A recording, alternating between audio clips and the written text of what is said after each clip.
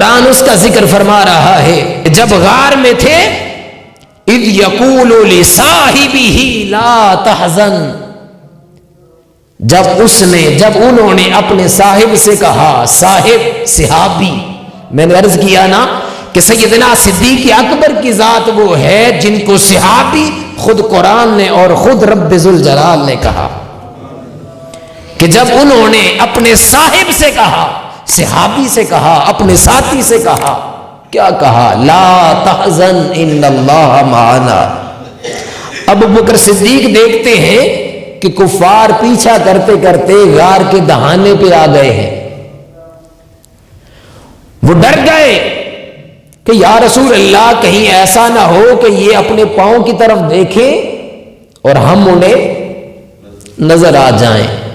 اب یہ ان کو ڈر تھا، اپنی ذات کا ڈر نہ تھا، اپنی ذات کا ڈر تھا۔ اپنی ذات کا ڈر ہوتا تو مکہ سے حضور کے ساتھ نہ آتے۔ کفار تو حضور کو نعوذ باللہ قتل کرنا چاہتے تھے، تو کیا حضور کے ساتھ جو ہوتا اس کی زندگی خطرے میں نہ تھی؟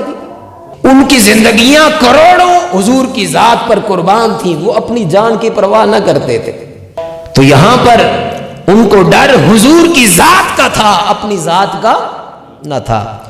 اور حضور فرماتے ہیں لا تحزن ان اللہ معنا، اے میرے صحابی، اے میرے یار غار، خوف نہ کر، ان اللہ معنا، بے شک اللہ ہمارے ساتھ ہے۔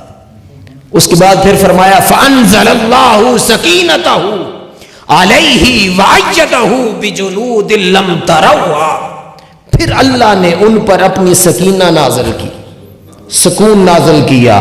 یہاں پر سیدنا صدیق اکبر نے اپنی جان کی پرواہ نہ کرتے ہوئے حضور نبی اکرم صلی اللہ علیہ وسلم کی حفاظت بھی کی، حضور کا دفاع بھی کیا۔